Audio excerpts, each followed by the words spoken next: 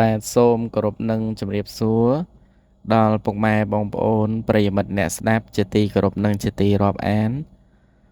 វិលត្រឡប់មកកាន់ Channel Admin Moda សារជាថ្មីហើយថ្ងៃនេះខ្ញុំបាទ Admin ក៏តនេការងារទៀតហើយបងប្អូនអរគ្នាធ្វើការពីព្រឹកអញ្ចឹងទៅបាទចេញពីធ្វើការមកជិះមកពីកន្លែងធ្វើការតម្រាំតម្បប់មកដល់ផ្ទះបាទរៀងយប់ប្រហែលជាម៉ោង7 8យប់បាទខ្ញុំមានពេលតនេធ្វើវីដេអូដើម្បីចូលខ្លួនបម្រើអារម្មណ៍ដល់ពុកម៉ែបងប្អូនអញ្ចឹងទៅបាទនេះហេតុតែការស្រឡាញ់ពុកម៉ែបងប្អូនអរគ្នាទោះបីថាខ្លួនឯងមិនសូវជាបានវោហារនៅក្នុងការបកស្រាយនិយាយនៅរឿងរ៉ាវក៏ដោយក៏ប៉ុន្តែនេះគ្រាន់តែជាការស្រឡាញ់មួយដែលព្យាយាមធ្វើដោយការខិតខំប្រឹងប្រែងអញ្ចឹងខ្ញុំសង្ឃឹមថានឹងអាចចូលរួមបម្រើអារម្មណ៍ពុកម៉ែបងប្អូនបានមួយចំណែកតូចផងដែរបាទតែនិយាយនៅរឿងរ៉ាវផ្សេងពុកម៉ែបងប្អូនដែលតនេបាទសម្រាប់ពីការងារនឿយហត់នោះក៏បាទអាចចូលមកនៅក្នុង channel របស់ខ្ញុំដើម្បីស្ដាប់នៅរឿងរ៉ាវផ្សេងដែលទាក់ទងនឹងជីវិតគ្រួសារបាទទាក់ទងនឹងការបាទរស់នៅប្រចាំថ្ងៃអញ្ចឹងទៅបាទហើយបើសិនជាពុកម៉ែបងប្អូនមានរឿងរ៉ាវដែលចង់ឲ្យខ្ញុំបាទ admin លើកយកមកនិយាយបាទធ្វើជាវីដេអូដើម្បីចែករំលែកដល់ទស្សនិកជនផ្សេងទៀតនោះក៏ពុកម៉ែបងប្អូនអាច comment ប្រាប់ខ្ញុំបាទ admin ខ្ញុំនឹងធ្វើជាវីដេអូបាទជូនដល់ពុកម៉ែបងប្អូនទាំងអស់គ្នាផងដែរបាទអញ្ចឹងយើងបន្តមកវីដេអូរបស់យើងវិញហើយថ្ងៃនេះខ្ញុំមាននៅរឿងរ៉ាវមួយដែលបានមកពីបងស្រីម្នាក់ដែលគាត់ចង់ឲ្យខ្ញុំធ្វើជាវីដេអូនេះឡើងដើម្បីសួរយោបល់ទៅដល់ពុកម៉ែបងប្អូនទាំងអស់គ្នាក៏ដូចជាឲ្យខ្ញុំនឹងបាទជួយជាយោបល់មួយដើម្បីផ្ដល់មតិឲ្យគាត់អញ្ចឹងណាបាទបងស្រីម្នាក់គាត់បានប្រាប់ថាប្តីរបស់គាត់ណាបាទប្តីរបស់គាត់បានលួចតាក់ទងទៅមានស្រីខាងក្រៅហើយគាត់សួរថា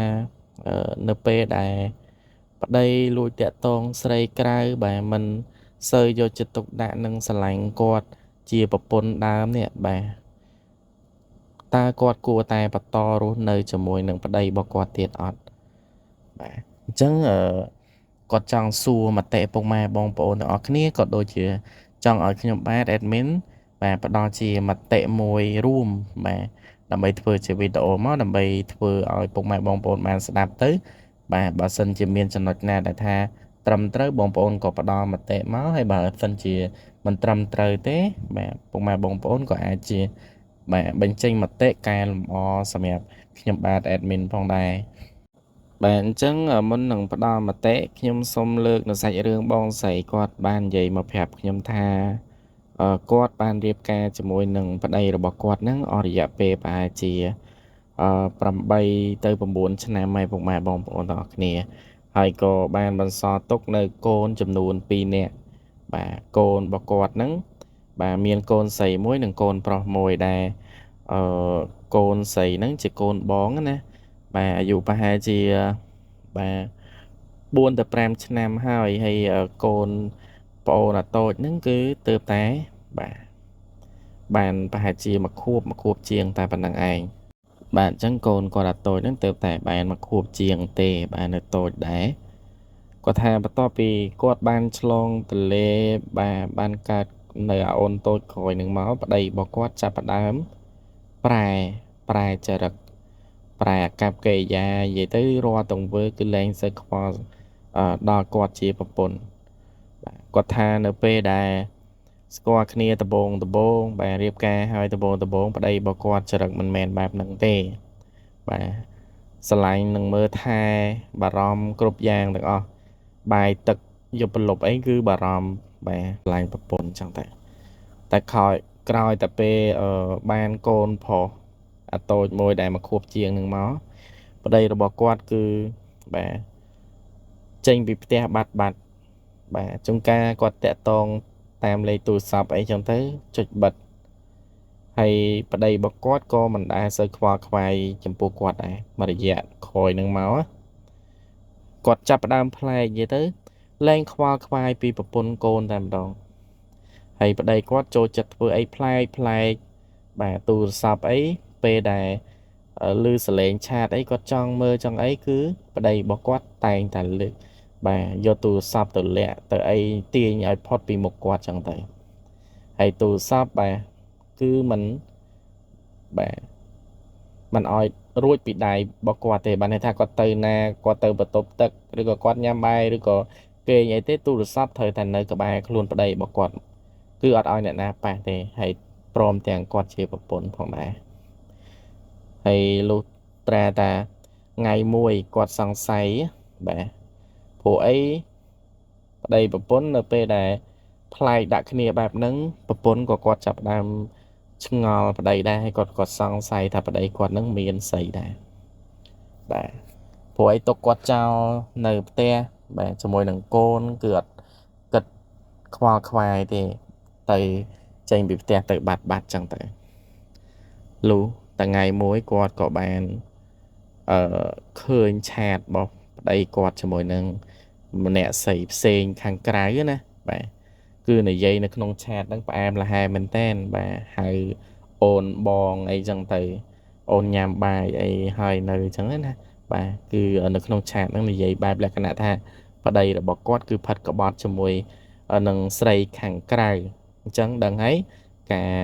និយាយរបស់មនុស្សប្រុសទៅកាន់មនុស្សស្រីបាទនិយាយផ្អែមល្ហែមជាមួយនឹងសាហាយថ្មរបស់គាត់អញ្ចឹងណាបាទហើយថ្ងៃមួយ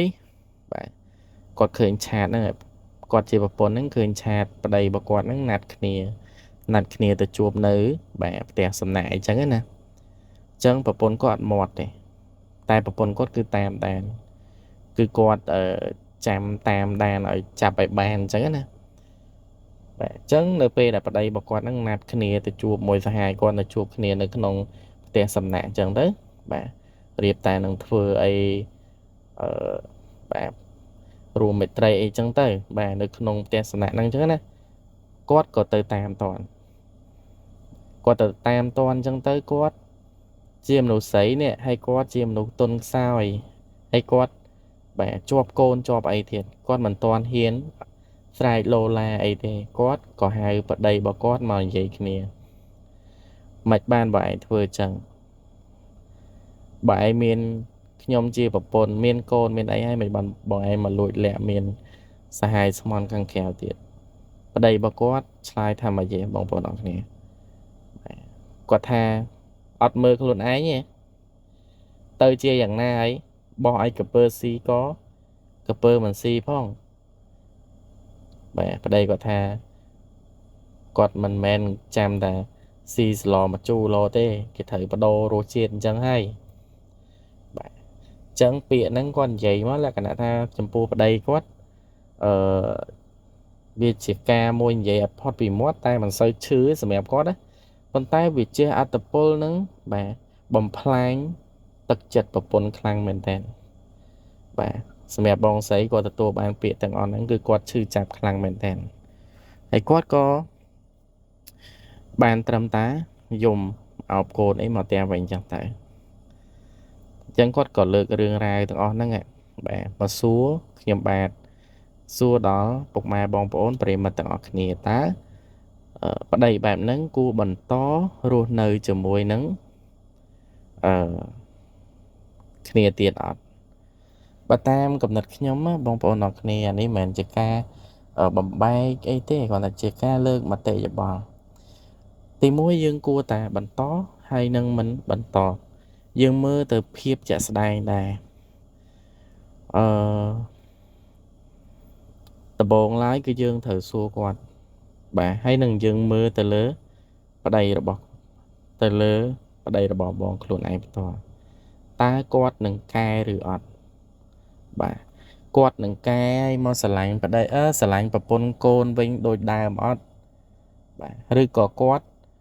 មិនព្រមទទួលកំហុសទេគាត់នៅតែបា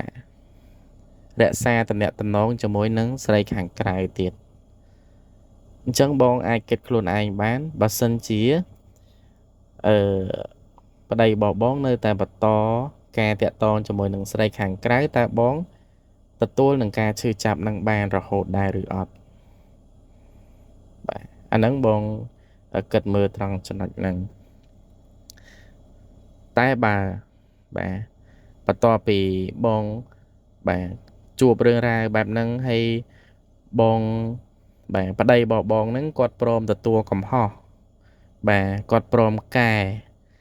បាទគាត់ឈប់តាក់ទងជាមួយនឹងមនុស្សស្រីម្នាក់ហ្នឹងទៀតបាទធ្វើម៉េចឲ្យគាត់អឺផ្ដាច់តំណែងតំណងឲ្យបានដាច់ស្រឡះជាមួយនឹងម្នាក់ស្រីហ្នឹងបាទអញ្ចឹងបងអាចពិចារណាដើម្បីបាទបន្តរស់នៅជាមួយនឹងគាត់ទៀតប៉ុន្តែបើសិនជាគាត់បាទកិច្ចវេះគាត់មិនព្រមទទួលកំហុសបាទមិនព្រមកែអាហ្នឹងបងពិចារណាទៅតាមស្ថានភាពជាក់ស្ដែងទី1ខ្ញុំគិតថាបងមិនអាចសម្រេចចិត្តបានភ្លាមទេដោយសារតែបងនៅជាប់កូនបាទបងគិតថាបើសិនជាបងសម្រេចចិត្តថាលែងលះគ្នាបាទវាធ្វើឲ្យមានការប៉ះពាល់ទៅដល់កូនប៉ុន្តែបាទបើសិនជាប្តីរបស់បងគាត់មិនព្រមកែគាត់នៅតែធ្វើទង្វើបែបហ្នឹងបាទក៏នៅតែប៉ះពាល់ដល់កូនរបស់បងដូចគ្នាអាហ្នឹងបងមើលតាមសភាពជាក់ស្ដែងអញ្ចឹងទៅអានេះគ្រាន់តែជាការលើកឡើងមតិយោបល់យ៉ាងមួយតែប៉ុណ្ណោះសម្រាប់ឲ្យបងគិតមើលអញ្ចឹងទៅប៉ុន្តែបើប្តីបងគាត់ព្រមកែបាទព្រមផ្ដាច់តំណែងជាមួយនឹងស្រីខាងក្រៅអាហ្នឹងបងអាចផ្ដល់ឱកាសឲ្យគាត់ទៅហើយបងលើកជាបាទសនំពរទៅកាន់គាត់បាទផ្ដល់អឺការទៀមទានៅសនំពររបស់បងបាទបងចង់បានបែបម៉េចបងប្រាប់ការឈឺចាប់របស់បងទៅកាន់គាត់ហើយឲ្យគាត់លួងលោមបងវិញបាទកែប្រែនៅកំហុសហើយតបស្នងនៅការដែលគាត់ធ្វើខុសហ្នឹងបាទបែរជាមកមើលថែប្រពន្ធកូនស្រឡាញ់ប្រពន្ធកូនដូចដើមទៅអាហ្នឹងបងក៏អាចបន្តនឹងរស់នៅជាមួយនឹងប្តីរបស់បងបន្តទៀតបានបាទអាហ្នឹងអញ្ចឹងបាទពុកម៉ែបងប្អូនទាំងអស់គ្នាអញ្ចឹងសម្រាប់រឿងរ៉ាវប្តីរបស់បងស្រីម្នាក់នេះដែលគាត់លួចតាក់ទងមានស្រីណាហើយបងប្អូនអាចផ្ដល់ជាមតិយោបល់មើលតើគាត់គួរតែបន្តរស់នៅជាមួយនឹងប្តីគាត់ទៀតឬអត់ហើយតើគាត់ត្រូវធ្វើយ៉ាងណាបន្តទៀតបាទអរគុណពុកម៉ែបងប្អូនទាំងអស់គ្នាខ្ញុំនឹងចាំមើលមតិយោបល់របស់បងប្អូនទាំងអស់គ្នាបាទអញ្ចឹងវីដេអូរបស់ខ្ញុំបាទនៅក្នុងថ្ងៃនេះគឺមានតែប៉ុណ្្នឹងឯងហើយបើសិនជាខ្ញុំបាទនិយាយទៅមានការលើសលួសខ្វះខាតត្រង់ចំណុចណាក៏សូមពុកម៉ែបងប្អូនទាំងអស់គ្នាខន្តីនិងអភ័យទោសដល់ខ្ញុំបាទផងបាទហើយបងប្អូនថ្មីដែលមិនទាន់បានជួយ Subscribe Channel របស់ខ្ញុំក៏សូមជួយ Subscribe ម្នាក់មួយដើម្បីទទួលបាននៅវីដេអូថ្មីជាបន្តពី Channel របស់ខ្ញុំបាទអរគុណច្រើន